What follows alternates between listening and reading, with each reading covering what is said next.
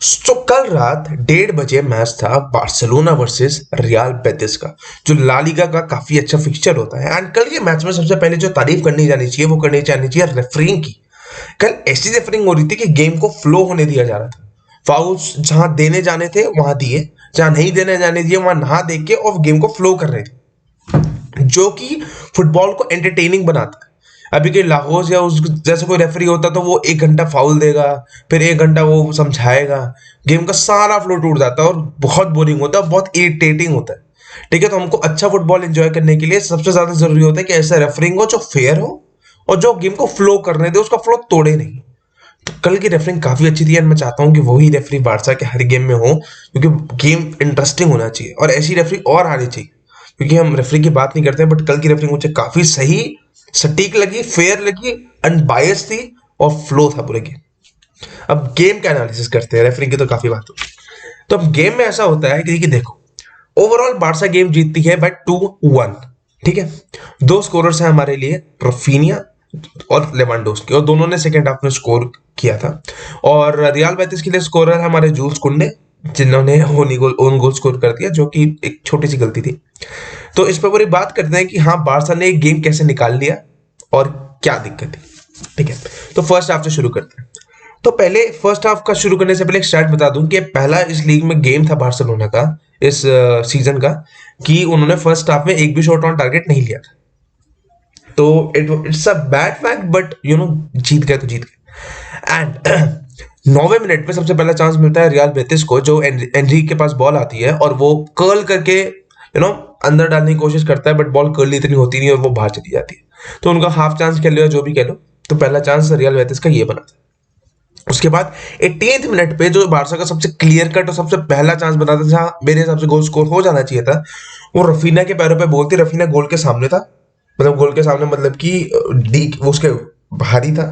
And उसने फिर सामने देखा कि पेड्री खाली था, पूरा खाली था। पेड्री पे बॉल डाली, दोनों सेंटर बैक उसके क्लोज डाउन करने आए, बट आपस में भिड़ गया, पेड्री कटा के ले गया। एंड पेड्री लेफ्ट की तरफ और ड्रिफ्ट करता था कि गोलकीपर को कटा के वो नेट के अंदर डाल दे, जो कि मुझे नहीं लगता हो पाता। एंड उस गोलकीपर ने हाथ से ही बॉल रोक दी। तो काफी अच्छा चांस वेस्ट कर दिया। अगर पेट्रिक अंदर को आगे कुछ करता तो ज्यादा बेहतर होता, ज्यादा थ्रेट क्रिएट होता, गोल होता नहीं होता वो नहीं पता, बट यहाँ पे पहला चांस वेस्ट किया। ठीक है, बाल्डे का फर्स्ट हाफ में ऐसा था कि बाल्डे एनर्जेटिक तो बहुत था, बट कुछ कुछ जगह ना उसको थोड़ा एक्सपीरियंस की कमी आपको दिखती है। कुछ कुछ जगह डिसीजन मेकिंग थोड़ी सी कम दिखती, फर्स्ट हाफ में दिख रही थी। सेकंड हाफ में was good, but first half में थोड़ी कम दिख रही थी। ठीक है, 32nd मिनट में रियल बेटिस पर राइट हैंड फ्लैंक से अटैक होता है। रियल बेटिस ने एक क्रॉस डाला होता है और वो क्रॉस बारसा के डिफेंडर्स के बीच से निकल के जाता है और लेफ्ट हैंड साइड पे जो प्लेयर होता है रियल बेटिस का, वो रिसीव करता है एंड वो शॉट लेता ही है, और खाली होता है वो, एक तरीके से शॉट लेता ही है। इससे पहले कुंडे स्लाइडिंग ब्लॉक करता है और वो शॉट को ऑन टारगेट भी नहीं जाने देता, वो पूरा ब्लॉक कर देता है। तो it was a very good interception. And उसके जस्ट 1 मिनट बाद रफीना ने गोल स्कोर कर ही दिया होता है, पर हमको पता चलता है कि यार वो तो ऑफसाइड था। फ्रैंकी ने अच्छी लॉन्ग बॉल डाली होती है, रफीना हेड करके अंदर डाल देता है, बट वही ऑफसाइड था। बस रफीना का गेम अच्छा जा रहा था फर्स्ट हाफ में was fairly good. 37th minute में पेड्री को एक और चांस मिलता है। भैया बॉल डिफ्लेक्ट होकर जाती है, पेड्री के पैरों पे होती है, पेड्री उसे खाली होता है, कोई कवर करने को नहीं होता है। पेड्री तड़ाकेदार शॉट भी लेता है, बट उनका जो कीपर है सिल्वा, वो अपने पैर को स्ट्रेच करके वो बॉल रोक देते हैं। And that was the best chance Barca had in the first half, and वो पेड्री पर ही नहीं कर पाता, और वो ऑन साइड था। एक पल के लिए देख के लगता है कि नहीं था, बट था। एंड पेड्री परेशान था कि दो शॉट लिए और वो दोनों नहीं है। अब इसके बाद क्या होता है कि 38th मिनट में मैंने मतलब फ्रैंकी काफी डिफेंसिवली एक्टिव था। फ्रैंकी और बुस्केट्स जो है काफी ज्यादा इंटरसेप्शन कर रहे थे। बुस्केट्स का एक स्टैट है कि उसने नॉट टैकल्स किए हैं, जीते हैं, और 2014-15 सीजन से वो पहला मतलब बारसा का प्लेयर है जिसने मोस्ट ऑफ द टैकल जीते हैं एक सिंगल मैच में। तो ये काफी अच्छा स्टैट है। फ्रैंकी भी मैं देख रहा था कि काफी डिफेंसिवली एक्टिव था कल, बॉल को अच्छी तरह कैरी करके आगे बॉल प्रोग्रेस कर रहा था और डिफेंसिवली काफी एक्टिव था। तो उसने कुछ को टैकल करके बॉल जीते हैं, इंटरसेप्शंस किए हैं उसने भी अच्छे खासे। अब अगली जो जिस चीज पे हम आते हैं वो ये है कि 40th मिनट पे लेवांडोस्की लेफ्ट हैंड साइड से थोड़ा होता है, वहां से वो बॉल ले जा रहा होता है, वो गावी को जस्ट पास करता है, और गावी ने बहुत ही पुअर डिसीजन मेकिंग, क्योंकि सामने दो तुम्हारे प्लेयर्स खड़े हैं बेटिस के, और तुम शॉट लेते हो डिफेक्ट होके वो बाहर चले जाते हो। ठीक है, बुस्केट्स ज्यादातर आगे आ रहा था टैकल करने के लिए, एंड काफी अच्छी चीज है। और फ्रैंकी थोड़ा पीछे रह रहा था कुछ कुछ ओकेशंस पे, हर पे नहीं, जब फ्रैंकी आगे था तो वो पीछे कैसे आएगा, पर कुछ कुछ ओकेशंस पे ऐसा हो रहा था। एंड लेवांडोस्की फर्स्ट हाफ में इतना नहीं चल पाया बिकॉज देखो क्लोज डाउन कर दिया गया था उसको काफी ज्यादा, उसके सेंटर बैक्स ने काफी ज्यादा अच्छे से क्लोज डाउन कर रहे थे, स्पेसेस को स्पेस ही नहीं दे रहे थे, तो Lewandowski was not able to operate. Lewandowski space से निकले रन डाले तो कुछ हो, but he was not able to do that क्योंकि उसको इतना अच्छे से रोका जाता। खासकर लुइस फिलिप का काफी अच्छा गेम था, वो बंदा मुझे काफी सही लगता है, defensively was solid. 44th minute में गावी का एक छोटा सा चांस बनता है, उसने हेडिंग हेड करने की कोशिश करता है, बट पहली बात तो वो ऑफसाइड था, दूसरी बात वो हेड भी अंदर नहीं जाता है, तो it was not a good attempt, पर ठीक है। 45th मिनट पे ये आखिरी चांस होता है बारसा का। ये पहला ऐसा ओकेजन होता है जिसपे लेवा को थोड़ी सी स्पेस मिलती है, वो बॉल एक टच देके पेड्री को देता है और वो फिर रन डालता है, 1-2 करने की कोशिश करता है, लेकिन पेड्री ने उसको बॉल वापस डाली ही नहीं होती। अगर डालता तो शायद वो पहला गोल 45th मिनट पे ही हो जाता, क्योंकि लेवा को वो पूरे गेम में मुझे लगता है वो पहली बार से इतनी स्पेस मिली थी। अगर वो बॉल निकल जाती तो वो थ्रेट होता गोल जाने का, मतलब पॉसिबिलिटी ज्यादा होती ओवरऑल, ठीक है। तो इस हाफ का फर्स्ट हाफ का मुझे बेस्ट प्लेयर लगा कि यार भाई फ्रैंकी ने काफी अच्छे से बॉल प्रोग्रेस किया है, काफी अच्छे से चीजें की हैं, तो मुझे फ्रैंकी बेस्ट प्लेयर लगा अब तक इस हाफ में। एंड अब जब सेकंड हाफ शुरू होता है, सेकंड हाफ पे आते हैं, और फर्स्ट हाफ में ये देखो पहली बार हुआ था इस लीग में कि बारसा का एक भी शॉट ऑन टारगेट नहीं था, एंड 4 शॉट बार्सिलोना ने लिए और 3 बेटिस ने लिए, और किसी के शॉट टारगेट पे थे ही नहीं। अब आगे सेकंड हाफ शुरू होता है और सब्स्टिट्यूशन हमने बहुत लेट किए थे इस गेम में, तो 48 मिनट में पेड्री एक और शॉट लेता है, the first shot of Barcelona on target, बहुत ही तगड़ा शॉट लेता है लेफ्ट फुट से, और वो सिल्वा लेफ्ट हैंड से ही सेव करता है, बहुत तगड़ा सेव किया था उसने, और बाल्डे ने तो तगड़ा रन डाल के उसको कट बैक किया था एक तरीके से पेड्री का शॉट, बट रुक जाता है। पेड्री का ये तीसरा चांस था, फर्स्ट हाफ में 2 और अब तक ये तीसरा, and he was not able to score. बाकी 50th मिनट पे लेवा की एक छोटी सी मिस्टेक थी, आया डीप ड्रॉप करते हुए, आया आया आया, अब लेवा इतना इंस्टिंक्टिव तो नहीं है कि उसके पीछे आंखें तो नहीं लगी है, वो बॉल किसी के लिए डाल ही रहा था, बट पीछे से वो बंदा आया बेतिस को बॉल छीन ली, तो वो थोड़ा सा था कि भैया हाँ स्ट्राइकर है भाई, पीछे आके नहीं रखता, वो आगे रखता है, ठीक है। एंड 53rd मिनट पे 51st मिनट पे फिर पेड्री ने एक प्यारी सी थ्रो बॉल निकाली, ये पेड्री ने सबसे बेस्ट काम किया पूरी गेम में, पूरे डिफेंस लाइन को काट के उसने एक प्यारी सी थ्रू बॉल निकाली रफीनिया के लिए, एंड रफीनिया भाई उसमें पता नहीं क्या करता है, रफीनिया जैसे नहीं मेसी इन्वर्ट को जाता था और गोल स्कोर करता था, ऐसी ऐसी ऐसी इन्वर्ट गया इन्वर्ट गया इन्वर्ट गया इन्वर्ट गया, शॉट लेने का मौका ही नहीं मिला, क्योंकि भाई बेतिस के प्लेयर्स क्लोज डाउन अच्छे से कर रहे हैं। लेवा ने रन डाला, उसको उसने पास में डाला, लेवा आगे निकल गया, तो बस यही हुआ। तो ये काफी अच्छी थ्रू बॉल थी पेड्री की, बहुत ही अच्छी, सब काट के उसने सीधा रफीनिया पे गई थी, ये बहुत अच्छा पास था। एंड 53rd मिनट पे अगेन सेट पीस मिलता है, एंड यार सेट पीस की कहानी है, देखो जावी ने सेट पीस के लिए तैयार ही नहीं किया या क्या किया, मुझे को आज तक समझ नहीं आया। जब से मैसेज गया सेट पीस से फ्री किक से तो डायरेक्ट गोल आया ही नहीं है, और सेट पीस से कितना ही गोल आया, ये सेट पीस इतना गंदा लिया गया कि सीधा बॉल बाहर ही गई है और गोल किक के लिए गई है, मतलब कोई चांस ही नहीं था, मुझे कोई थ्रेट ही नहीं बन सकता था, इतना गंदा ये लिया गया। तो यहाँ पे मेजर ऑफ कंसर्न भैया करना ही पड़ेगा आपको, छोटी छोटी चीजों पे थोड़ा तो ध्यान देना पड़ेगा। अब 56 मिनट में लेवा का बहुत ही पुअर टच था, लाइक उसको बॉल मिली गई थी उसको, अगर वो ढंग से टच ले लेता तो अच्छा खासा चांस बनता, बट उसका काफी ज्यादा पुअर टच था, वो पेड्री का पास रिसीव कर रहा था। मतलब लेवा अब तक अभी तक लेवा का कुछ इतना इम्पैक्ट आपको इस गेम में दिखेगा नहीं, अब तक तो नहीं दिखा है, ठीक है। अब तक ना लेवा का इम्पैक्ट, पेड्री का इम्पैक्ट जरूर दिखा है, बट वो उस इम्पैक्ट को कन्वर्ट नहीं कर पाया। तो ये जो 2 प्लेयर्स हमेशा जो स्कोर शीट में आते हैं वो आ नहीं पाए अब तक, और जो पहला बंदा स्कोर शीट पे आता है वो जल्दी आने वाला है, रुको सबर करो, रफीनिया ही आएगा।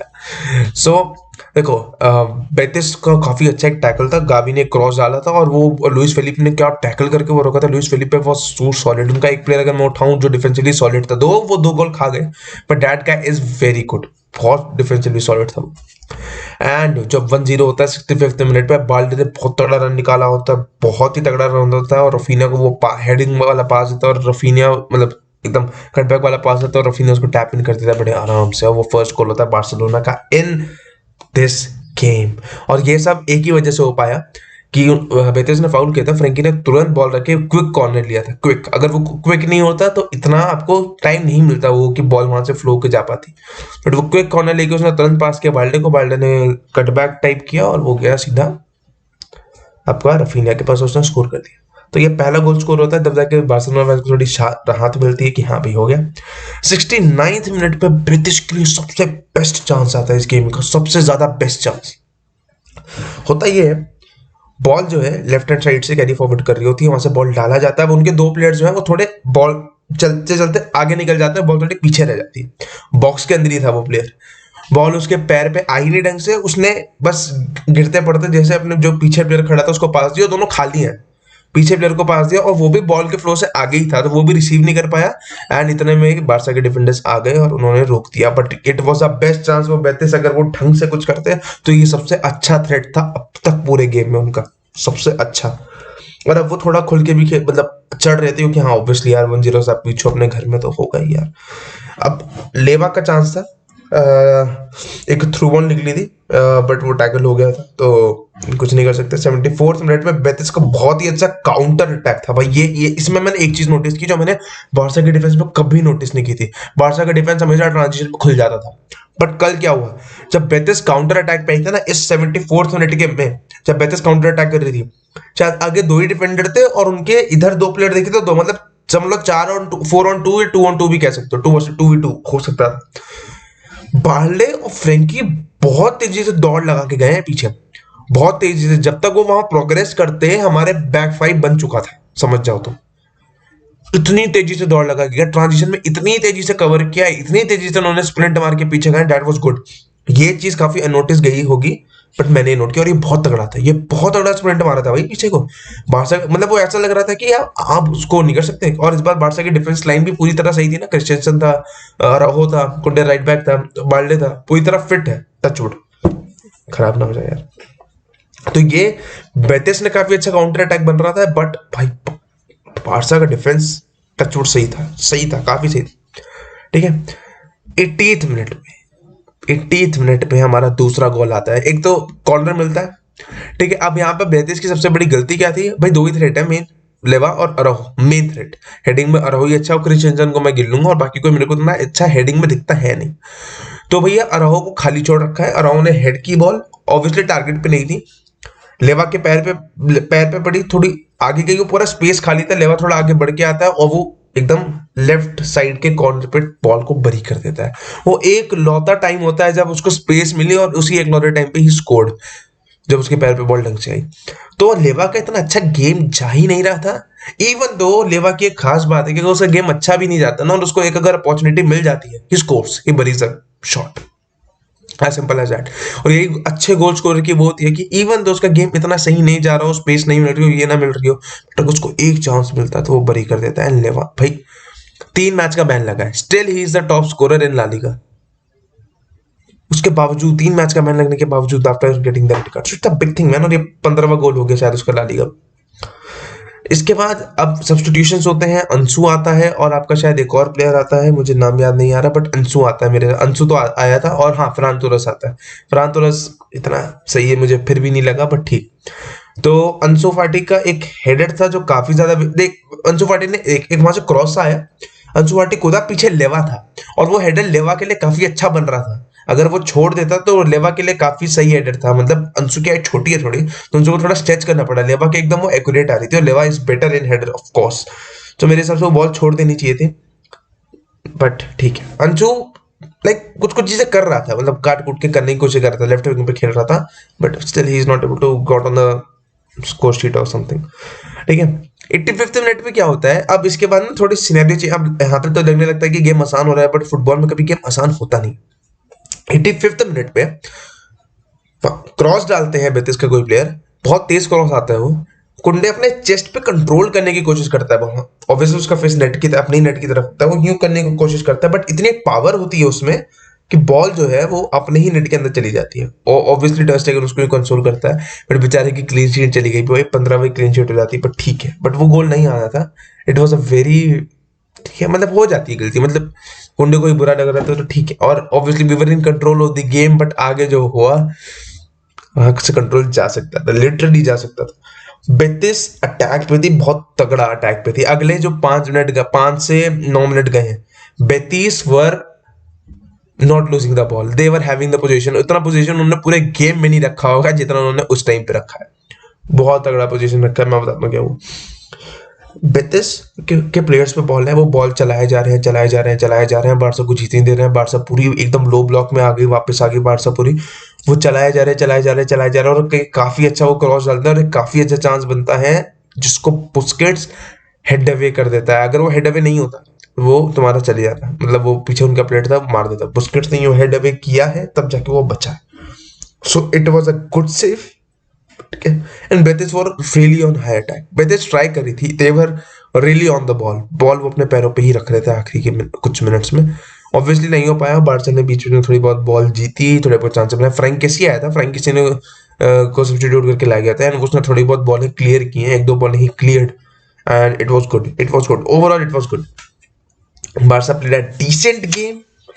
Still I have few complaints, not with the players or something. पूरा ओवरऑल डिफेंसिवली गेम सॉलिड था, मिड में भी गेम काफी अच्छा था, और मिड से ही गेम कंट्रोल हो रहा था और गेम चल रहा था। बट वही है कि अटैकर्स को उतना चांस नहीं मिल रहा था, क्योंकि स्पेस क्लोज डाउन कर दिए जा रहे थे। Still in the second half we scored 2 goals and we won the match, as simple as that. But अब आगे क्या होता है?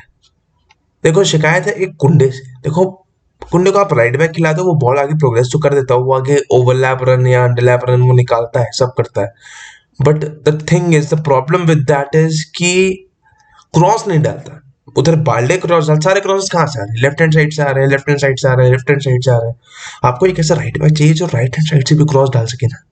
दोनों तरफ से थ्रेट होना चाहिए ना। अगर आप एक साइड पे इतना ओवर डिपेंडेंट हो जाओगे तो नहीं चलेगा। और sometimes you need to play bit direct. आपको ऐसे ऐसे करके विंग पे ही नहीं जाना होता है, you have to play bit direct football, कि हाँ भैया आपको चांस मिल रहा, आप डाल दो। क्योंकि डायरेक्ट में भी कभी कभार ज्यादा अच्छे चांसेस दिखते हैं, अच्छे चांसेस मिलते हैं। So it was overall a good play from Barcelona. Betis on the other hand, उसका लुइस फिलिप डिफेंडर काफी तगड़ा था वो बंदा, वो उस टीम से मेरा बेस्ट प्लेयर, उसने काफी स्पेसेस क्लोज डाउन किए, नहीं करने दिया बार्सा को attack, specially in the first half. Second half में अभी कुछ कुछ चीजें हो गई, वो कॉर्नर टेकन क्विकली हो गया, को sorry free kick taken quickly हो गया वो, और तुम्हारा कॉर्नर पे तो आपने स्पेस दे दी, तभी वो हो गया, वरना बार्सा हार जाती। But it was a very good game, मतलब हार के जाती दिक्कत होती, पॉइंट्स ड्रॉप कर सकते थे। एंड बेतीस ने अच्छा दिया भाई, ये गेम मुझे काफी बढ़िया लगा, काफी पसंद आया। ठीक है, सो सी यू नेक्स्ट टाइम।